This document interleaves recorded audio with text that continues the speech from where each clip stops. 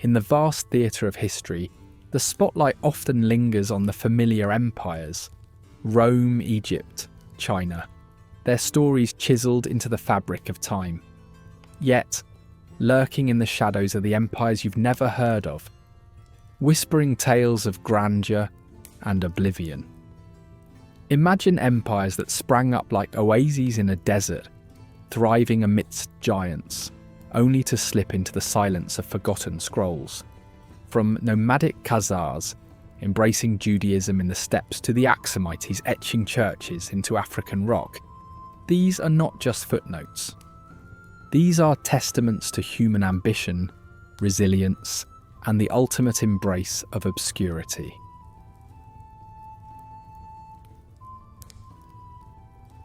Let us embark across the windswept plains where the whispers of ancient hooves once echoed, to explore the mysterious rise and fall of the Khazar Empire, an enigmatic Jewish kingdom on the vast Eurasian steppe. This formidable confederation stemmed from semi-nomadic Turkic tribes who crafted a remarkable presence around the 7th century. Here, between Byzantine majesty and the Islamic Caliphate's expanding power, the Khazars carved out their domain by mastering the art of trade and diplomacy.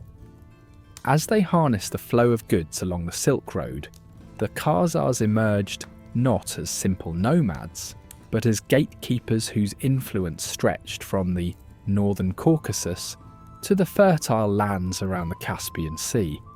Their rise was sophisticated and strategic, allowing them to remain autonomous amidst giants through sheer political acumen and military prowess.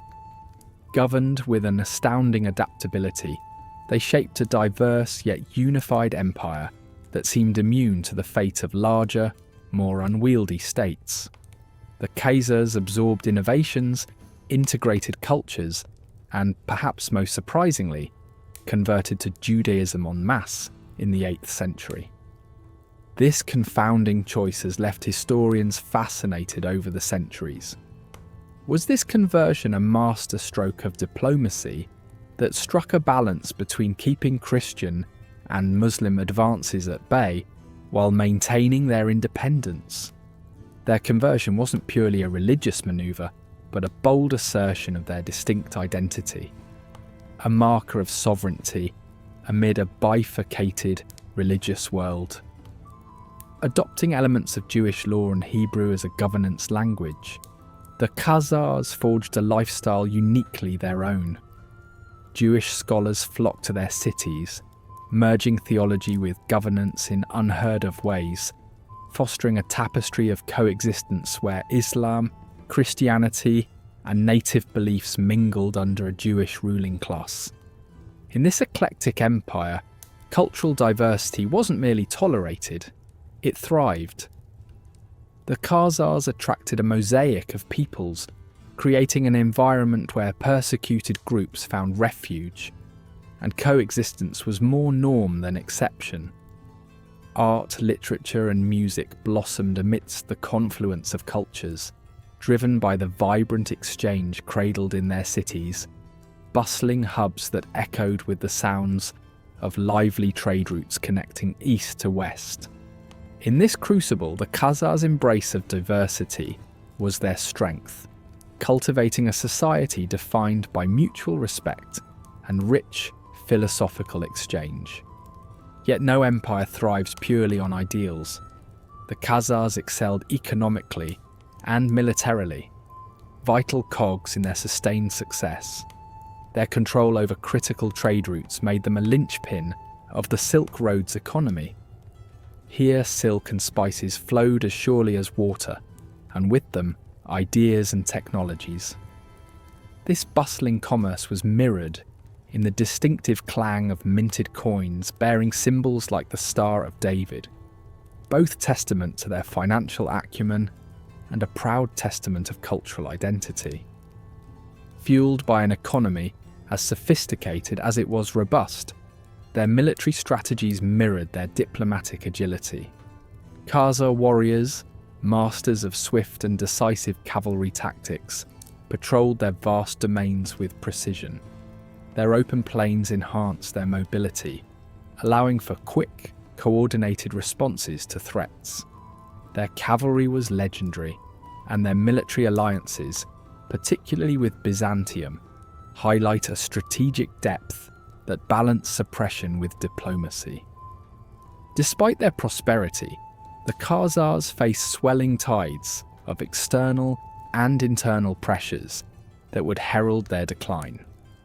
The Rus, emerging from the north with Viking intensity, targeted Khazar wealth and influence, while internal strife began eroding cohesion.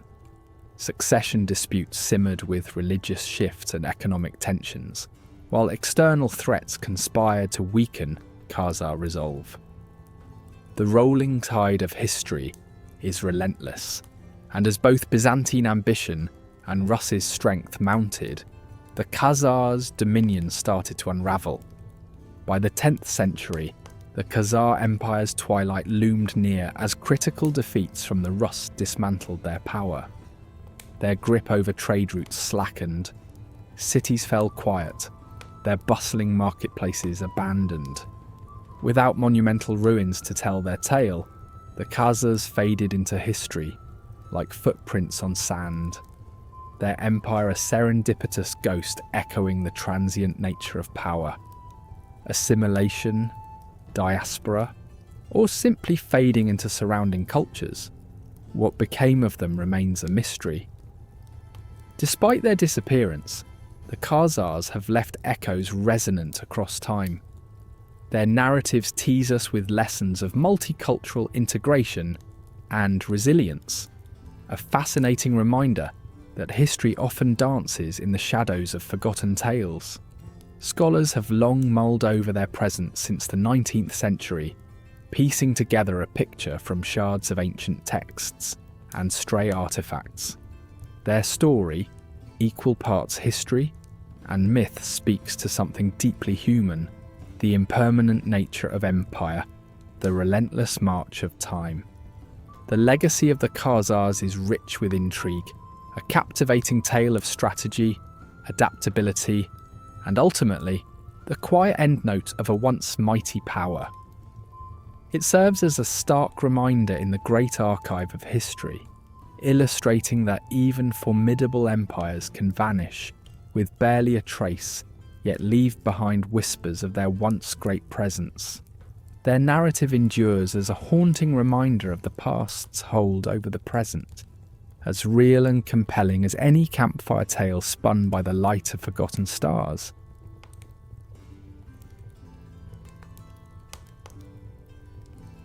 In the highlands of what is now Ethiopia, the Aksumite Empire unfurled its banner as an African titan of trade and faith. Nestled at the crossroads of ancient trading routes, Aksum was a melting pot where Roman coin clinked against Indian jewels and spices perfumed the air, a sensory marketplace that glistened with ivory and gold. Greek and Roman scribes penned tales of this mysterious empire, where ships loaded with treasures navigated the shimmering Red Sea, forging a legacy that stretched beyond its borders. The city's bustling markets echoed with the chatter of merchants and the rustle of exotic goods, crafting an opulent tapestry that rivaled the great civilizations of its time. But prosperity wasn't only measured by wealth. Aksum became a mosaic of cultures, where architectural feats rose from the ground, casting long shadows upon the land. Towering stone stelae marked the resting places of kings, their surfaces etched with tales of glory and conquest. These monoliths, some as high as the stars, were more than mere markers. They were storytellers, whispering the history of a civilization that spoke through the ancient Ge'ez script, a language still alive in Ethiopian liturgies today. Aksum's spirit pulsed with innovation and artistic fervour, where the echoes of distant travellers carried stories from beyond the horizon. Then came a monumental shift, as the empire took a bold leap by embracing Christianity in the 4th century, forging a spiritual path before much of Europe, had even contemplated such a faith. The transformation was marked by King Ezana's conversion, guided by Frumentius, a Syro-Christian captive whose influence reshaped the kingdom's spiritual fabric. Baptized into the new faith, Ezana championed the Christian ethos, commissioning churches and spreading the doctrine across his realm. This swift embrace of Christianity didn't erase the old ways but wove them into a richer tapestry. Ancient customs danced with Christian symbols, igniting a spiritual fusion that endured. The blend of beliefs enhanced the rulers' legitimacy, imbuing them with a divine right that unified the kingdom and strengthened its foundations. Through the rise of Christianity, Aksum's heart beat in stone. In the shadows of its decline, the rock-hewn churches of Lalibela echoed its enduring legacy. Carved in the 12th century, these monolithic structures paid homage to Aksumite traditions, etched by the hands of skilled artisans under King Lalibela's vision. Designed as a new Jerusalem, each of these 11 sanctuaries bore biblical symbols, breathing an eternal spirit into the rock from which they emerged. Pilgrims from lands far and wide journeyed to this sacred space, where devotion harmonized with nature's grandeur, and the very walls told stories of faith and resilience. The empire's economic prowess also lay mirrored in its coinage, a precursor to modern finance that asserted Aksum's standing in the world. Coins cast from gold and silver bore the countenance of kings alongside the Christian cross, blending sovereignty with spirituality. Circulating widely, these coins became tokens of trust across continents, reinforcing Aksum's influence from the Roman frontier to the vibrant marketplaces of India. Economic sagacity was Aksum's hallmark, where the hum of commerce resonated in ports like Adulis, amplifying its wealth and securing its place as a commercial powerhouse. Yet Aksum's tale was not without conflict. Diplomacy was its forte, fostering alliances while navigating the shifting sands of geopolitics. Records from Greek and Armenian scribes recount Aksum's astute engagement with empires like Persia and India.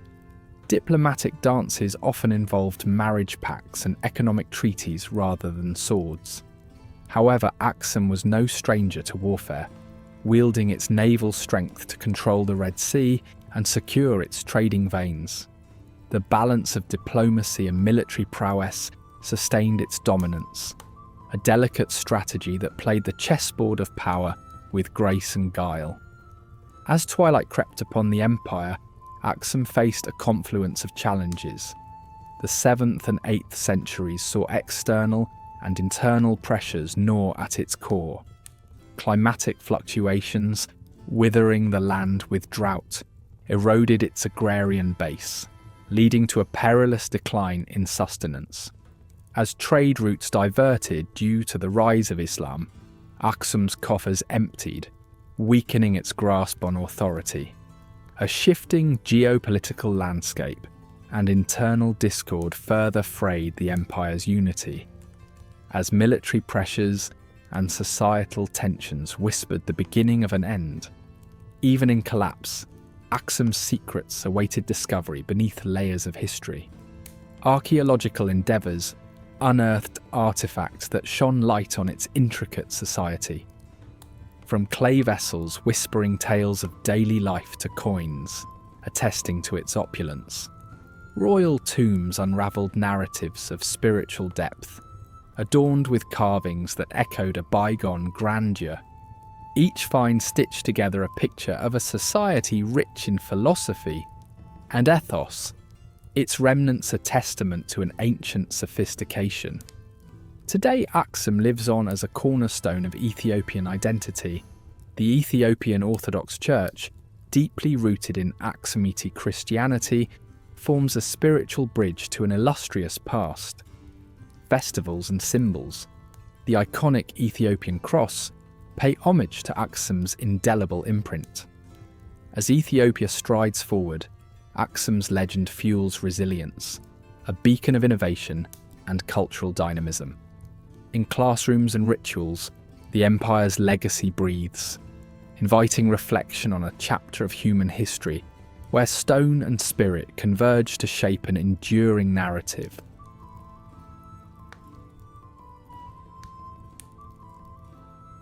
Imagine, if you will, a tale long whispered by the winds over the Anatolian plains, a story buried beneath layers of earth, obscured by time until it was unearthed like a treasure map to a forgotten past.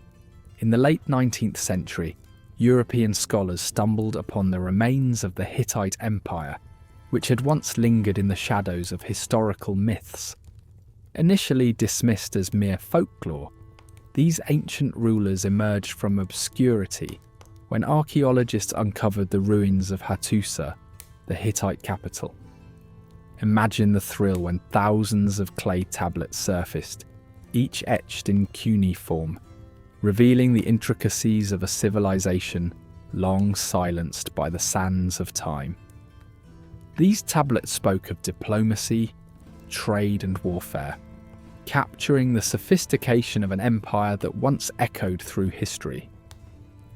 At a time when bronze was king, the Hittites achieved a feat of ancient wizardry: the mastery of iron. This metal, harder and more durable, transformed the art of war.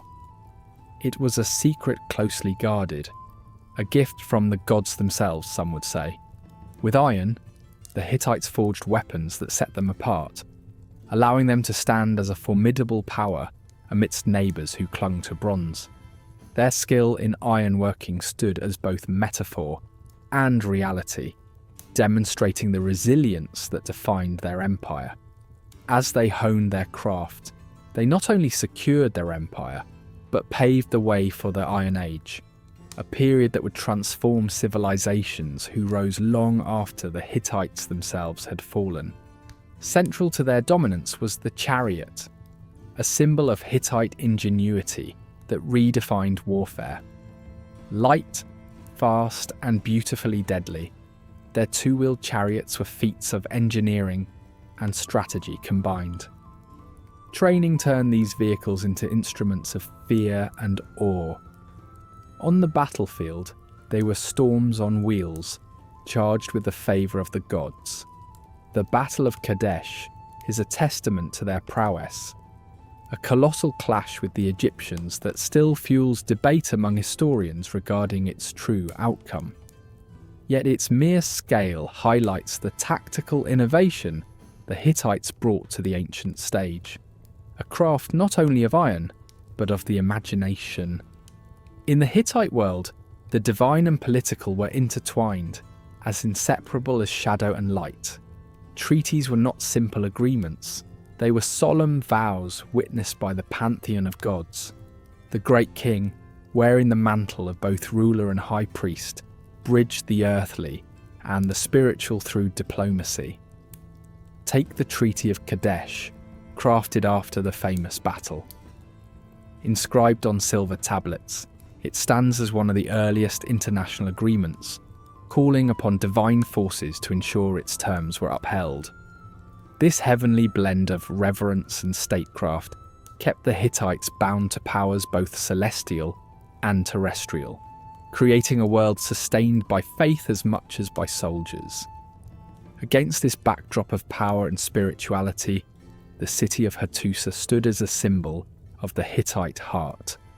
Its massive fortifications loomed against the horizon, a testament to their need for protection and their architectural prowess. Within these stone embrace lay their archives filled with secrets and stories, the beating pulse of a society thriving amidst chaos.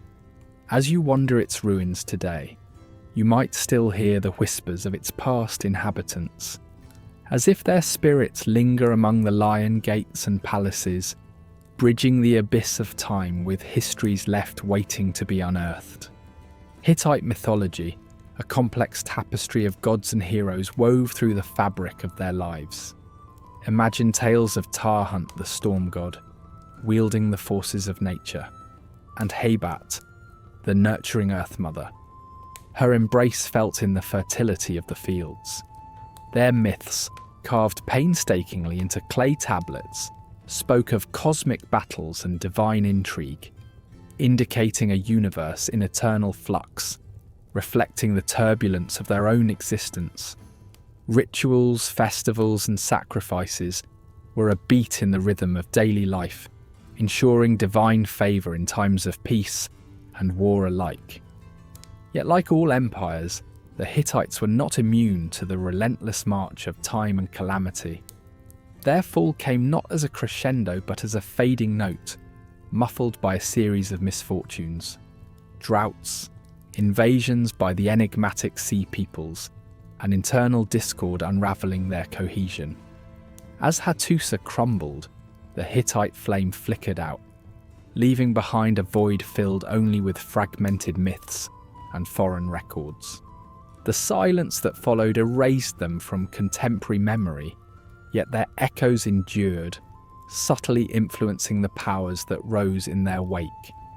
The rediscovery of the Hittites reanimated this lost empire, thanks to the determination of scholars piecing together the past from scattered remnants. The breakthroughs at Bog-Hazkoi, revealing the rich archive of Hittite life, reignited interest in their achievements and influence. By shedding light on their history, the Hittites filled a gap in our understanding of cultural interconnectivity in the ancient world. Their story serves as a testament to humankind's enduring drive for innovation, faith, and empire building. Today, the Hittite Empire offers lessons on power's precarious nature, on innovation as a double-edged sword, and on adaptability as a necessity for survival. While lost for centuries, their influence subtly pervades our culture, re-emerging in stories and media, a rekindled curiosity for their world. Their tale reminds us of the transient nature of empires and the enduring legacy of legends reborn, giving voice again to a society that once reverberated with the clamour of chariots and the whispers of the gods.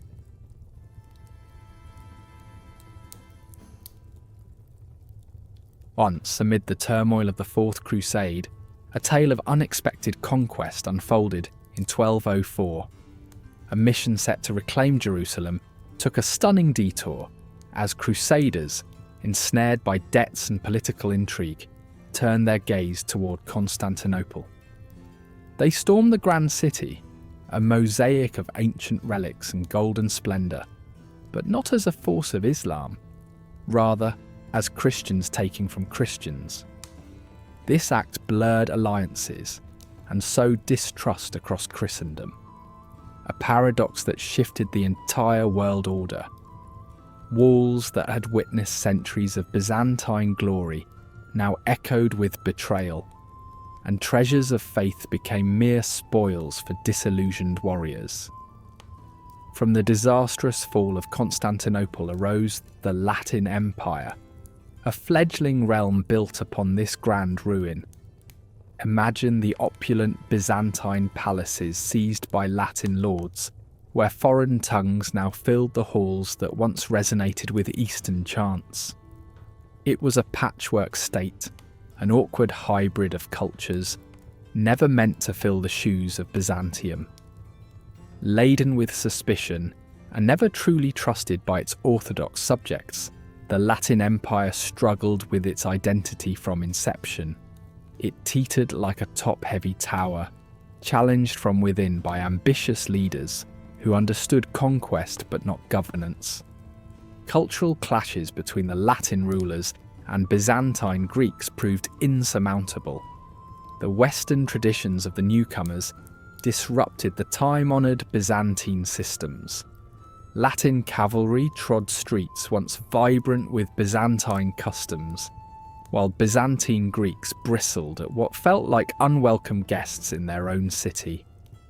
Overlooking these deep cultural ties, the Latin lords attempted to impose their way of life, alienating those they sought to govern.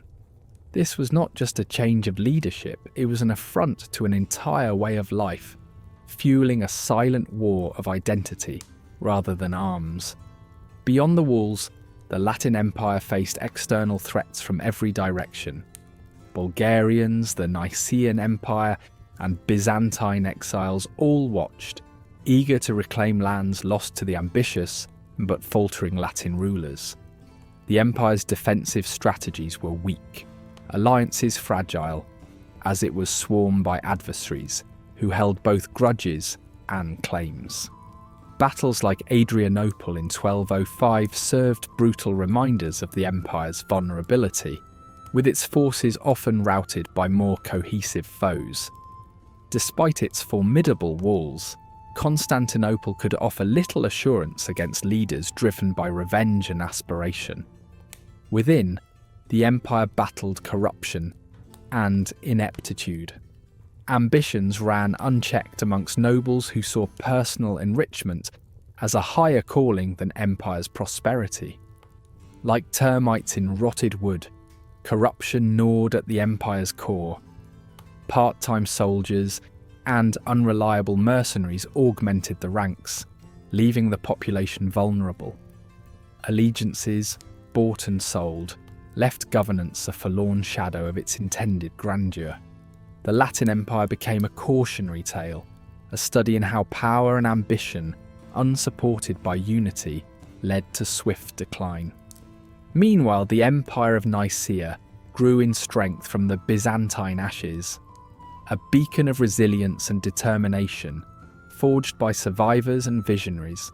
Nicaea set its sights on Constantinople, the jewel it longed to reclaim. Nicaean rulers, methodical and strategic, launched campaigns that chipped steadily at Latin holdings. Military victories were complemented by shrewd diplomacy, slowly isolating the Latin rulers as Nicaea expanded its influence and reclaimed its legacy. Every triumph restored faith and territory, painting the path back to sovereignty and cultural renaissance. By 1261, the ambitions of the Latin Empire succumbed to Byzantine resurgence. Seizing a chance left by complacent Latin defences, Byzantine forces under Michael VIII Palaiologos struck with precision. The mighty city, its once impregnable walls now porous, watched as Latin flags fell and Byzantine banners rose anew. For Michael, reclaiming Constantinople was more than strategic. It was a symbolic return to origins, woven deeply with poetic justice and historical echo. The city re-entered Byzantine hands, a homecoming that resonated with continuity amid turmoil. The Latin Empire, brief in existence yet deep in impact, faded like sandcastles before the tide. However, it remained ingrained within history's fabric, a testament to ambition's uncontrolled reach. Though it failed to secure lasting glory, the lessons gleaned endured far beyond, marking the intricate dance between power and culture amid shifting sands. Its echoes whispered through Byzantine corridors, recounting its meteoric rise and inevitable fall, a chapter where conquest had gained little permanence.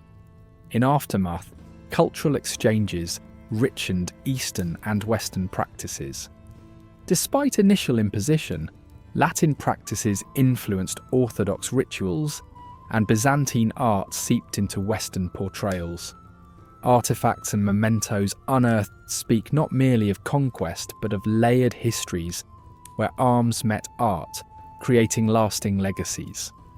Thus, the Latin Empire, though a fleeting entity, left nuanced traces in the broader tapestry of history, subtle and complex, much like the empires that both rose and fell alongside it.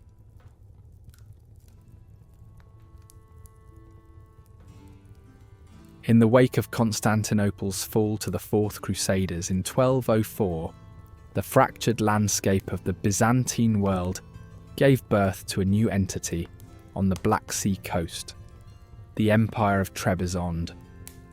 Founded by Alexios Komnenos, a member of the exiled Byzantine imperial family, this small but determined empire arose within the mountainous embrace of an ancient trade hub. The city of Trebizond, once bustling with commerce, became the empire's lifeline, taking advantage of its fertile lands and strategic position to control key trade routes between Europe and Asia. Despite its isolation, Trebizond cultivated an air of mystery and resilience, weaving into its fabric the echoes of a once mighty Byzantine tradition blended with the region's diverse customs. Trebizond soon blossomed into a cultural and intellectual sanctuary. Its rulers embraced the arts and scholarship, fostering a cultural tapestry as intricate as their famed mosaics. The empire's position along the Silk Road transformed it into a vibrant melting pot, where Byzantine art and literature thrived alongside Persian, Armenian, and Georgian influences.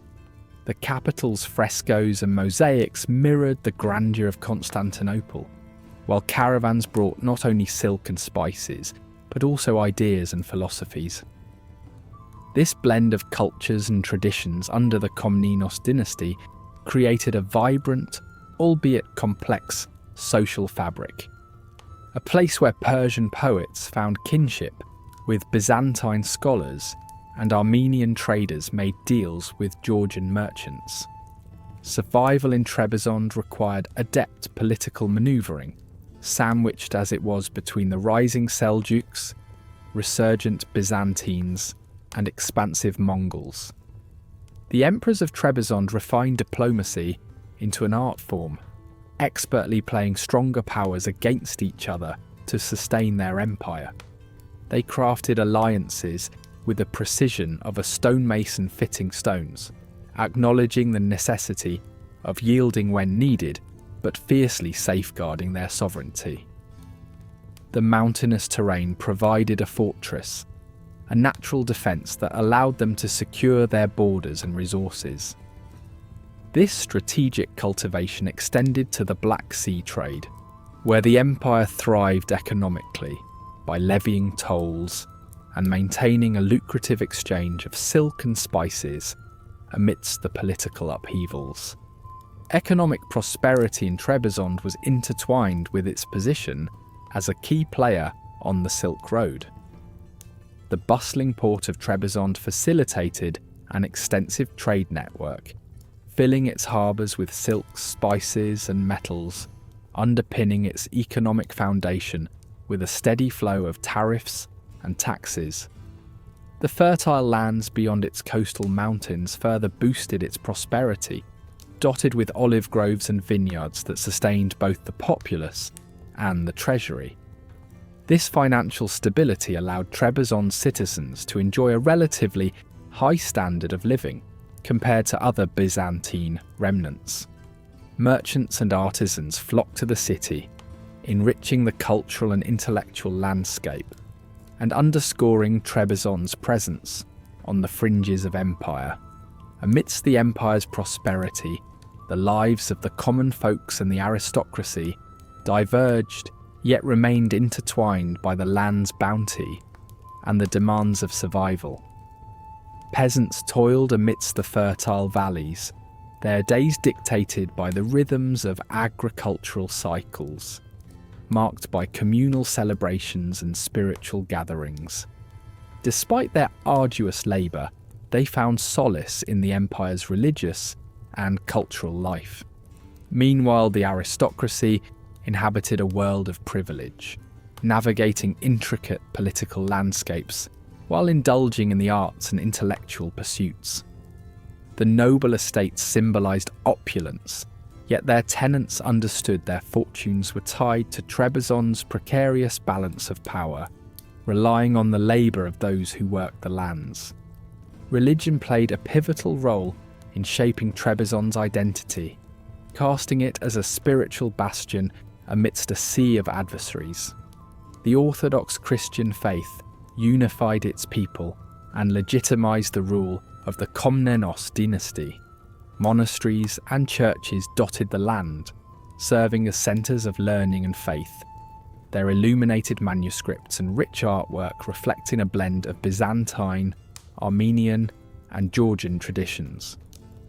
The cliff-top Sumila monastery stood as a testament to this spiritual and architectural prowess, a beacon on the rugged landscape.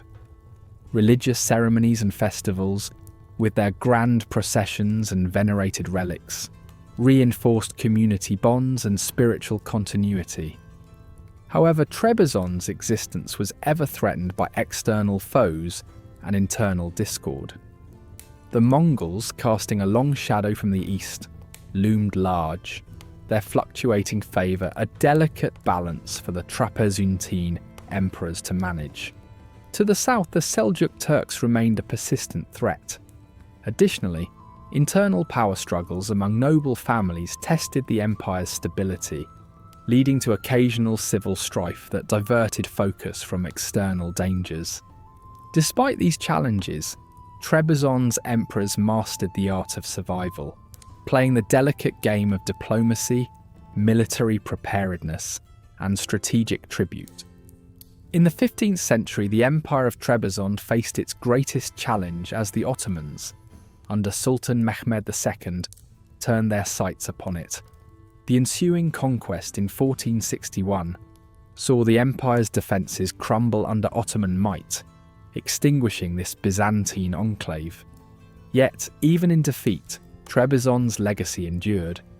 Its architectural marvels, scholarly contributions, and cultural tales persisted, leaving an indelible mark on history. The rocky landscape still whispers stories of this bygone era, its echoes a haunting reminder of Trebizond's flame that burned brightly, albeit briefly, against the tides of time and empire.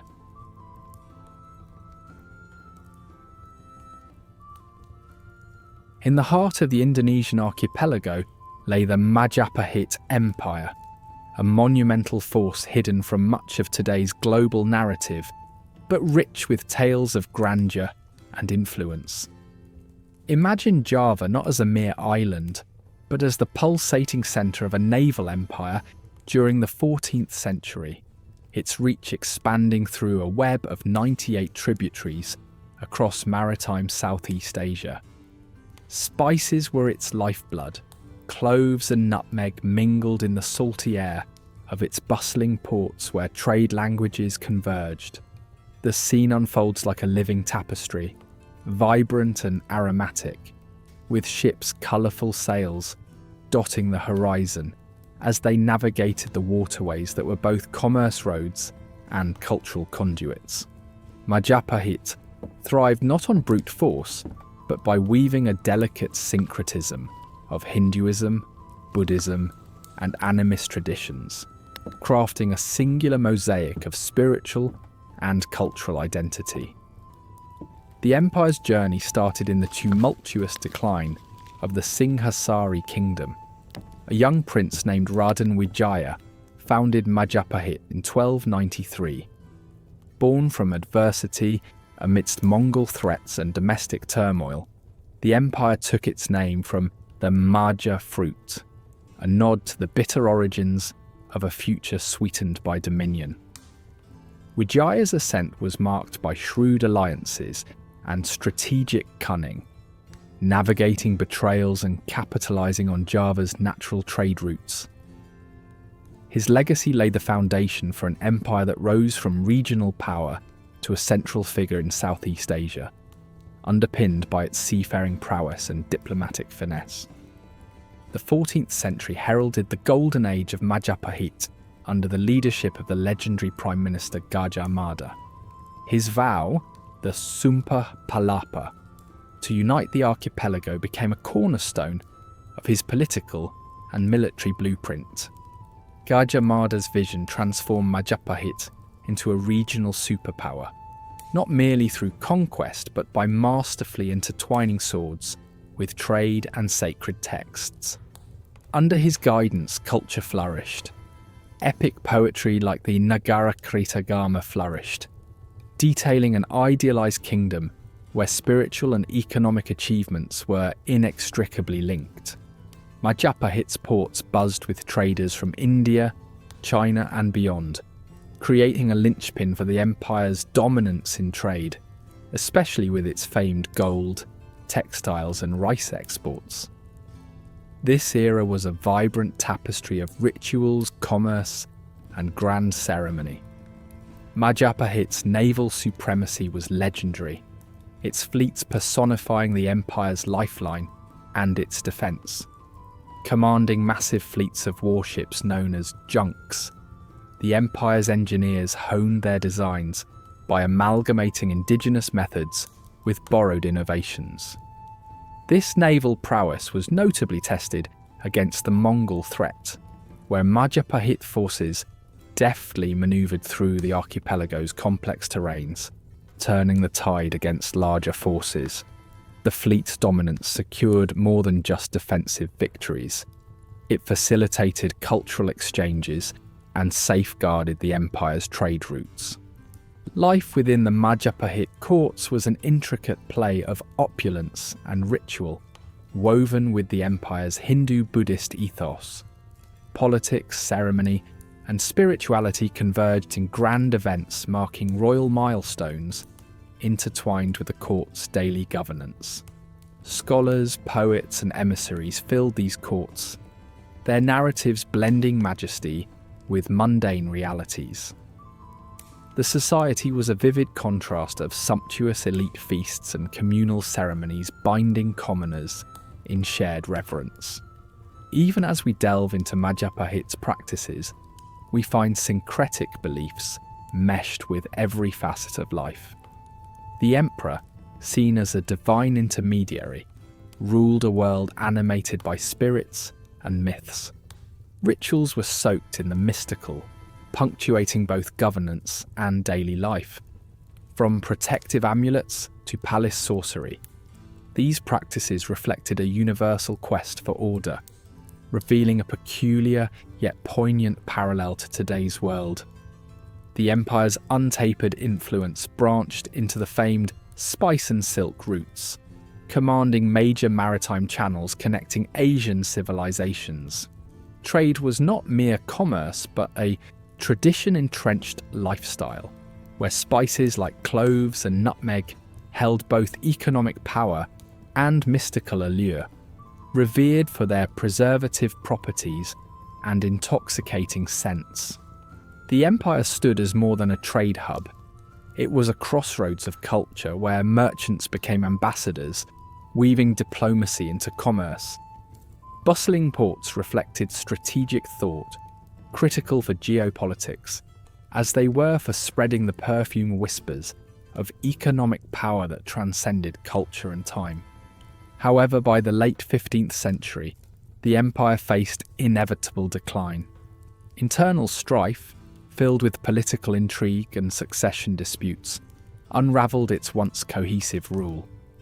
Rising Islam heralded a cultural and political shift that challenged the Hindu-Buddhist traditions. Along with changing trade dynamics favouring Islamic sultanates, the Majapahit's maritime supremacy eroded. Once invincible fleets were silenced, palaces fell into disrepair, silent monuments of a fading civilization swallowed by inevitable change. Yet, the cultural imprint of Majapahit endures. Its architecture and art remain etched into the landscape and memory, seen in the temples of Trowulan and echoed in shadow puppet plays like Wayang Kulit. These remnants offer a bridge to modern Indonesian identity, where ceremonial rites and dances trace threads back to their Majapahit origins. Far from being footnotes, these are living testaments of a rich past. As jungles reclaim ruined grandeur, they remind us of history's repetitive cycles, leaving behind enduring narratives amidst silent stones. These echoes carry forward, whispering tales of resilience, wrapped in the allure of what once was. If this strange little slice of medieval life stirred your curiosity, or your stomach, give us a like. And if you're hungry for more gritty tales from the dark side of history, subscribe to Medieval Grime. We serve our history smoked, salted, and a little bit cheeky. Thanks for watching. Stay grimy, and we'll see you next time by the fire.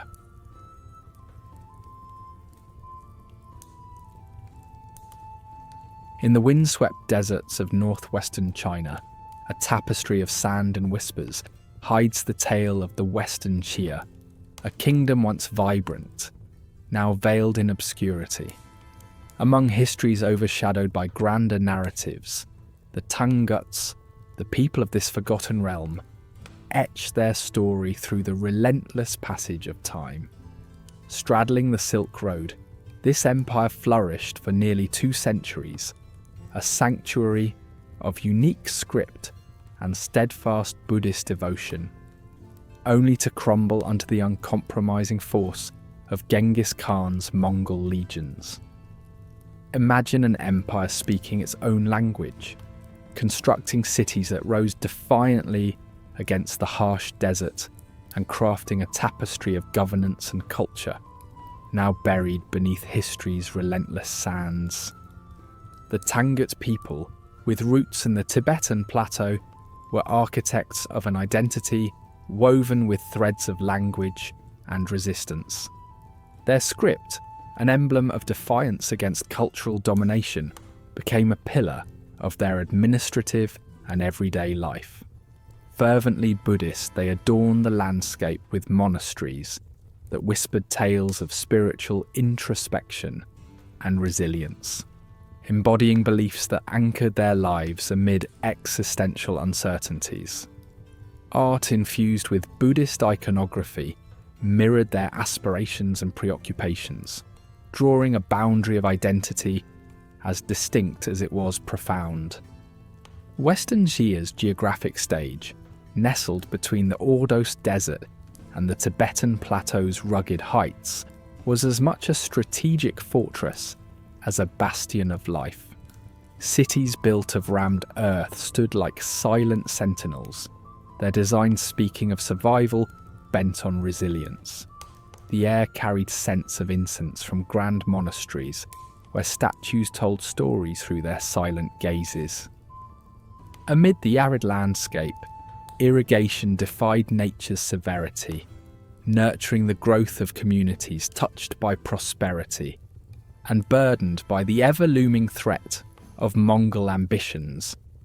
The empire's pulse thrived along the Silk Road, prosperity humming through its veins as traders bearing silk, spices and gems converged within its borders. This lifeline brimmed with exchange, transforming Western Xia into a hub where ideas mingled as freely as goods. Yet wealth painted a target, an invitation for the Mongol gaze, ever hungry to fixate on conquest. The Silk Road was a thoroughfare of destiny, ushering in opulence even as whispers of impending siege sang through its pathways. In Western Xia's heart, art and literature bloomed, forging a cultural tradition both exquisite and ephemeral. Intricate murals and sculptures transcended mere decoration, speaking instead of a worldview awash in colour and contemplation. Tangut literature aimed to insulate their identity, translating Buddhist texts into their own tongue, preserving wisdom deep within their cultural soul. This intellectual blossoming offered short-lived resonance, as much of it was swept away by the storm of Mongol destruction, leaving behind scant clues to the empire's splendour. The Western Xia army, trained to outpace and outmaneuver foes, was the empire's backbone, shoring up its borders against formidable adversaries. Battle-hardened cavalry mirrored the feared Mongol horsemen, bogged in a tango of tactics and terrain. Early skirmishes saw Tangut forces, fortified by their lance challenges, stubbornly resisting Mongol aggression. But the Mongols, resilient and ingeniously adaptive, soon bent warfare to their ruthless designs, employing siege tactics that eroded both fortifications and resolve. Western Xia's demise was a saga of erasure, marked by the menace of Mongol might in 1226. Genghis Khan's wrath spared little. Cities burnt to cinders, chronicles turned to ash, and the Tangut script, once a cornerstone of self, faded from memory as if it had never been. This total obliteration was less conquest and more a maelstrom of history's obliteration, a brutal stratagem, ensuring no phoenix would rise from these scorched ruins. This quietude in destruction underscores the ephemeral nature of empires, leaving Western Xia's existence a faint echo among the chronicles of conquest. Yet time, ever the curator, uncovered fragments of this bygone era for modern eyes. Archaeologists delved into the sands to unearth remnants of city walls and faded scripts, offering glimpses into Tangut achievement and resilience. These finds whispered of a culture both sophisticated and singular in its ambitions, and provided a portal into a world where silence had reigned for centuries. In our contemporary reflection, Western Xia resurfaces not merely as a yarn spun into the vast fabric of history, but as a reminder of the transient, intricate dance defining human power and memory. Its story unfolds within the larger epic of Asia's medieval saga, prompting us to reconsider forgotten narratives that have shaped our collective past. This tale is an ode to the murmurs carried across ages, a reminder that history's vast scroll holds voices speaking from beyond grave shadows. Across the breadth of time, Western Xia's story unfurls as a whisper among roars, beseeching us to cherish and learn from the legacies concealed within the margins of recorded history. It echoes a reflection, what it means to rise, to fall, and to persist beyond fleeting remembrance, crafting an indelible impression on the societal memory.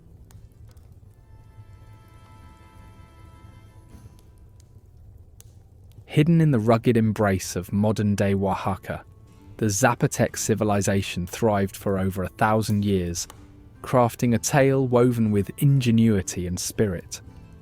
Around 500 BCE, these pioneers settled in the fertile valleys, anointing the land both as a cradle and a crossroads.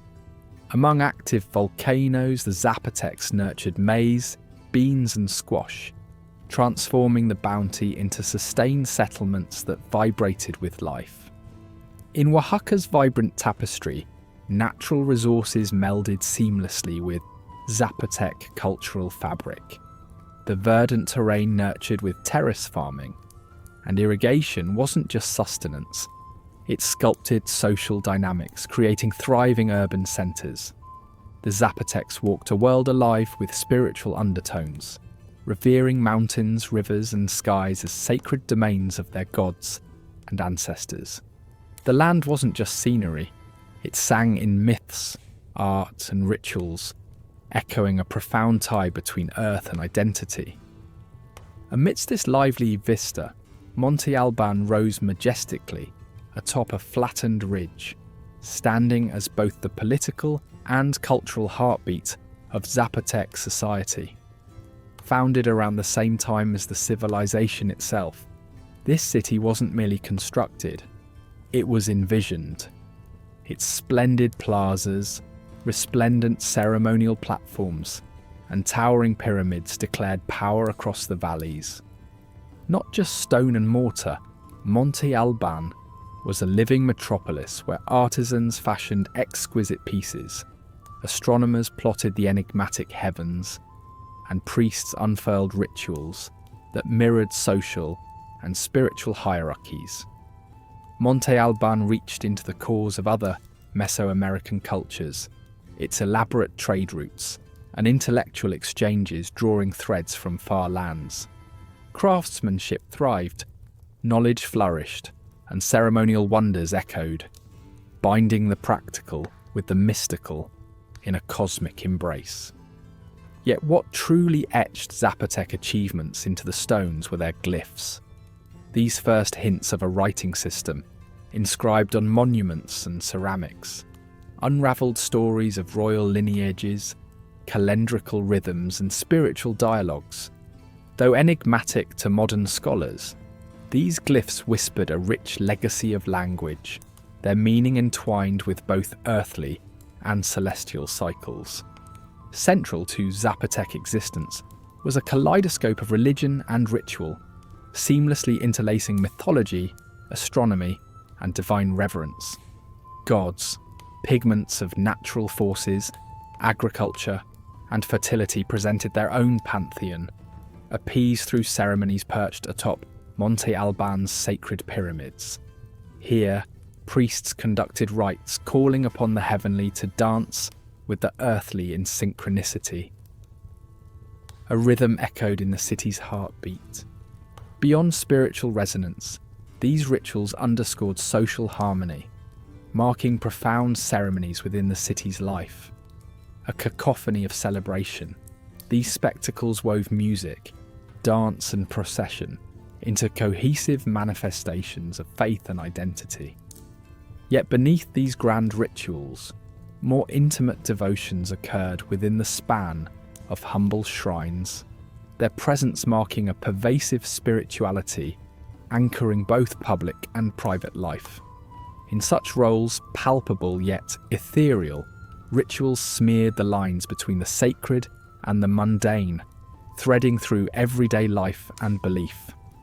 Warfare played another chord in Zapotec composition, its presence essential in shaping both internal landscapes and external interactions. Monte Albán proudly displayed formidable defences, yet the Zapotecs weren't strangers to conflict. Battles were waged to defend, to dominate trade, to expand mythos. Valiant victories attracted prestige, resources, and captives, some destined for spiritual offerings. Yet, as fierce as they wielded militaristic might, the Zapotecs also excelled in the art of diplomacy. Navigating intricate alliances with neighbouring Mixtecs and Maya, they forged connections through marriage and cultural exchange, allowing power to linger gracefully. Such deft balance of conflict and concord enabled their civilization to weather the ever-changing winds of pre-Columbian politics, carving a resilient niche into the tumultuous realm. Underscoring this tapestry of power was a society structured on clear hierarchies, city dwellers entrenched in Monte Albán's embrace, while agrarians cultivated the fields beyond. Elites, priests, warriors, nobles shaped the spiritual and material welfare from opulent stone mansions, their power resting on intricate dynamisms and devotion. The commoners, entrenched in their adobe shelters, thrummed with the rhythm of earth and sky, ensuring the pulse of Zapotec survival and prosperity through lifetimes of toil and craft. Their daily ebb and flow mirrored the beat of the soil and seasons. Markets alive with the clamour of trade, diets centred on corn and spiced with communal spirit. Society danced entwined with religious milestones and celestial phenomena, strengthening the invisible chords of community beneath the silent testimony of the stars. Craftsmanship and innovation ink the fabric of Zapotec identity, translating cultural whispers into vivid art and architecture. From the elaborate facades of Monte Albán to precious pottery and enticing textiles, each creation was a testament to their world, stories preserved in tangible forms. The Zapotec spirit, etched in ingenuity, shaped not only structures, but the very soil, adapting through agricultural prowess and environmental adaptation, allowing them to thrive against challenges. Yet, empires hold firm only within the embrace of time, and with time, the Zapotecs waned. Their decline wasn't an abrupt decrescendo, but a subtle diminuendo, a fusion of internal dissonance and external pressures as the Mixtecs' prominence crescendoed. Their influence folded into a broader cultural amalgam, leaving behind not desolation, but an enduring cultural resonance. Long after mixed voices fell silent, Monte Albán's secrets were gradually revealed by devoted archaeologists. Each excavated artifact, each discovered glyph, breathed life into echoing silence, unwrapping layers of Zapotec intricacy and ingenuity.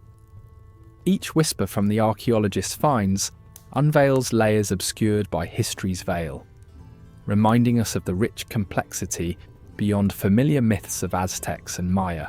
Today, Oaxaca hums with the legacy of its ancestors, where living Zapotec communities safeguard their cultural treasures, breathing life into an ancient dialogue with time.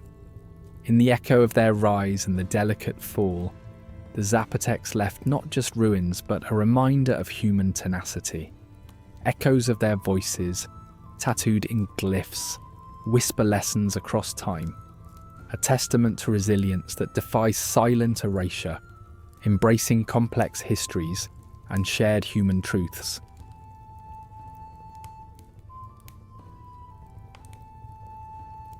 In the warm, humid heart of maritime Southeast Asia, there once thrived an empire both vibrant and elusive, Srivijaya. This formidable trade titan, nestled on the island of Sumatra in present-day Indonesia, commanded the crucial Strait of Malacca with both savvy diplomacy and formidable naval prowess. From the 7th to the 13th century, Srivijaya was a polyglot society, its bustling ports alive with the clatter of commerce, voices blending in myriad languages, Chinese, Indian and Arabic traders mingling together amidst the scent of spices and dense jungle air. Yet the grand story of Srivijaya often slips through the cracks of popular history, overshadowed by empires of conquest and armies. As a conduit for cultural and economic exchange, Srivijaya played host to Buddhist monks, travelling up from the south carrying the light of their creed, while Arab and Indian merchants filled the air with tales of distant lands and the promise of profit. Srivijaya's influence was as profound as it was unassuming, its power flowing not through weapons but through lines of trade and tides of thought. At its zenith, Srivijaya thrived on the wealth of the seas. The empire harnessed monsoon winds that filled sails and propelled fleets across vast blue expanses, asserting its mastery over the sea lanes. In controlling this pivotal maritime artery, this empire didn't just hoard wealth, it shaped the narrative of cultural exchange across the region, welcoming a confluence of ideas to ebb and flow through its harbours. This peaceful dominance underscored a unique approach to empire building. Built not on land but on waves, tendrils of influence stretching across the Indo-Malay archipelago. Palembang, the vibrant nerve centre of Srivijaya, teemed with life and commerce. Picture markets bustling with activity, traders hawking ivory and silk amidst the hum of human voices and the clamour of packed stalls. Here a cultural mosaic unfolded, a testament to the cosmopolitan character of an empire that embraced diversity and fostered dialogue.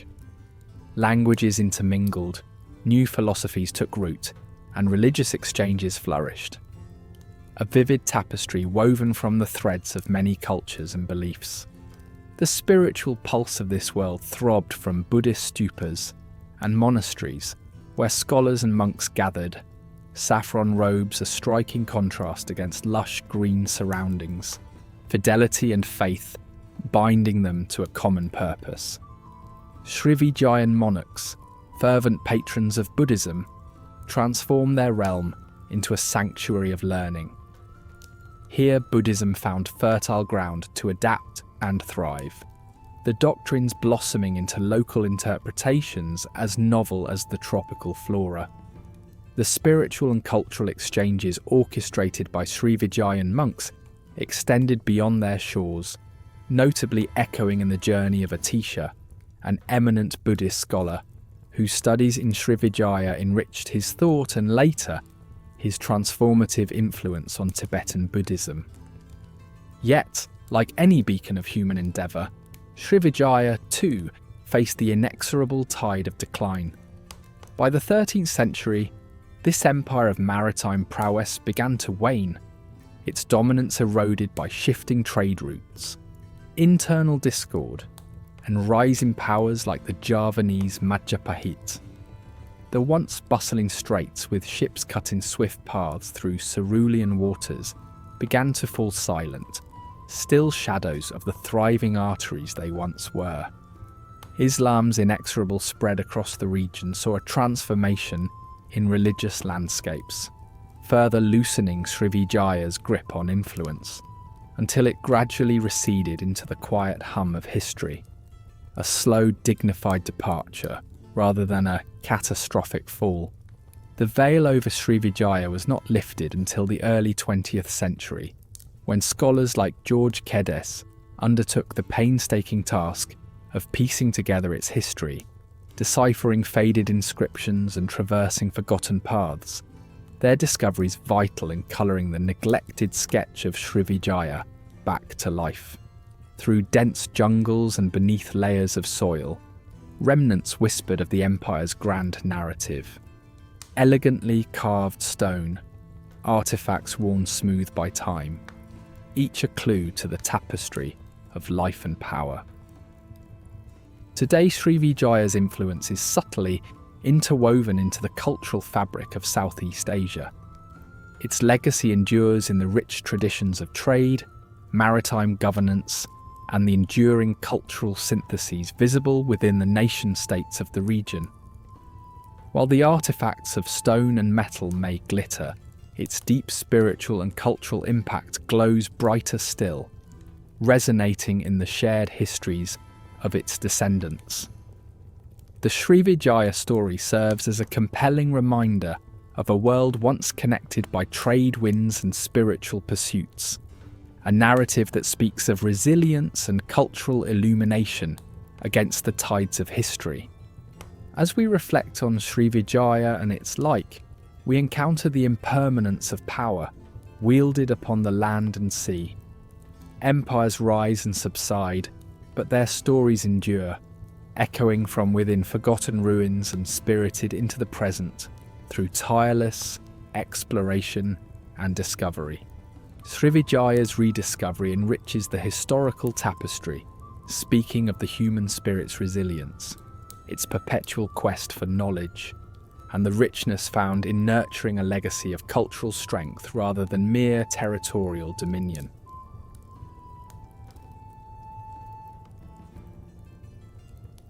In the aftermath of mighty empires, an eerie silence settles, a silence that in its own unassuming way transforms or obliterates the remnants of power. This silence is not simply an absence of noise, but a tapestry of forgotten stories, echoes of lost tongues, and artifacts slowly eroding under the relentless weight of time. It reminds us that power, no matter how immense, is ephemeral, ultimately yielding to the quiet force of history. This silence often results not from dramatic upheavals, but from the mundane realities of bureaucracy and decay. Take the Western Roman Empire, whose downfall was not just from barbarian invasions, but from logistical failures and economic strain. The silence that followed was laden with lessons from a world that shaped the future, yet faded from memory. Here we unravel how empires often succumb more to the mundane than the spectacular. Empires sometimes collapse under the labyrinth of their own bureaucracies. Governance becomes so convoluted that it stifles itself. The Byzantine Empire, for instance, had a robust bureaucratic system that, while effective during stable times, became an unwieldy mess during a crisis. Complex tax codes and overgrown administrative networks hindered decision-making, leading to stagnation. A similar fate befell the Tang dynasty in China, where bureaucracy became rigid and self-serving in the face of rebellion. The paradox is striking. The intricate systems sustaining peace can precipitate demise when conditions change. While history often highlights dramatic conclusions, many empires decline slowly through neglect. The Roman Empire again offers a classic example. As political focus shifted, frontiers became difficult to manage, and once vibrant cities turned into silent spectres. Roads that hosted legions and traders disintegrated, and aqueducts ran dry. Large empires struggled to maintain cohesion over vast territories. The lack of consistent oversight fuels a silent unravelling, unnoticed until it's too late. Yet, while some regions adapted to independence, others simply disappeared. Hence, the silence of decline doesn't suggest emptiness. It signifies the quiet hum of life adapting, thriving, or vanishing beyond the world's sights. Beyond natural decay, some empires faced deliberate cultural erasure. The Mongols, when they decimated the Western Xia, aimed not just for conquest, but obliteration. Intent on erasing Tangut culture, their actions underscore the fragility of cultural memory, easily erased when power employs silence. The destruction isn't always total. Echoes persist in folklore, ruins, or artifacts excavated by archaeologists. Consider the Khmer Empire, whose majestic temples like Angkor Wat draw awe. While physical remnants endure, much of their cultural depth was lost, reshaped by new rulers. It's an empire partly remembered, enveloped in mystery, its stories fragmented across time. Languages often perish with the empires that spawned them, silencing vast knowledge and cultures. The Sogdian language, pivotal in trade, faded with its empire. Yet its traces linger in place names and writings. Not all languages vanish quietly. Some, like Latin, persist beyond their empires, evolving into legal, scientific, and religious tongues. These dominant tongues live on in the words and grammars of successors, signalling that the death of one language can mean transformation rather than disappearance. A silent evolution into new forms and flavours. Amidst fading words, stone bears witness. Monuments and ruins silently testify to past glories and defiance of destruction. Structures like Persepolis' pillars or Aksum's stelae whisper tales of grandeur and oblivion, reminding us of the transient nature of power. These monuments stir imagination, allowing us to envision life in now-fallen cities. Tumbled stones and solitary columns tell narratives, not just of how an empire fell, but how it thrived. Ruins, unwillingly conspiring with time, ensure some stories never vanish, remaining eternally tantalizing, inviting us to ponder history's impermanence. As empires decline, superstitions often flourish, acting as guardians of cultures on the brink of silence. These beliefs, far from being dismissed as relics, are powerful forces. Viking settlements in Greenland are wrapped in myths of curses long after their abandonment. Such superstitions, embedded within folklore, provide cultural deposits, a means by which societies remember and process decline. As they intertwine with new beliefs, they preserve fragments of ancient worlds. Protected by superstitions, the past finds steadfast guards in lore, reaching audiences receptive to such tales and others curious about their foundations. When silence descends, the remnants of fallen empires often lead to unlikely legacies. The Umayyad Caliphate's fall birthed the Abbasids, who expanded cultural and scientific achievements, sparking a vibrant renaissance. Similarly, former empires crafted new identities in independent states, carrying cultural elements forward. The Majapahit Empire's ghost lingers in modern Indonesian art, showcasing resilience. This adaptability highlights how silence doesn't denote oblivion but metamorphosis, an echo through cultural continuity, whether intentionally preserved or inadvertently sustained. In contemporary times, the lessons from these silences resonate. Modern societies, with their global ambitions, might heed past failures. Empires didn't always fall at convenient moments. Power dynamics shifted, often visible only in hindsight. As cultures navigate globalization, the memory of ancient empires offers insights into preserving diversity. The Khazar Empire, choosing a religion distinct from neighbours, challenges norms of conformity, reminding us that diversity too can strengthen empires.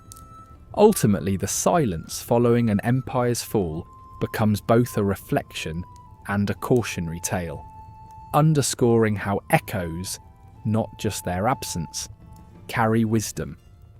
In this silence that follows power, untold stories await rediscovery, not just recording the cessation of power or dispersal of people, but as a testament to life's impermanence. Amongst silence lies resilience. Whispers of ruins, echoes of languages, the tight grip of culture on modern society. The past's muted voices pervade contemporary life, inviting curiosity about how we perceive history. Through these forgotten empires, we learn might and prosperity alone cannot fend off time, and remembrance lies in stories we choose to tell or silence allowed to reign. While empires fall, their echoes endure, offering narratives and reminders that help guide us through history's horizon.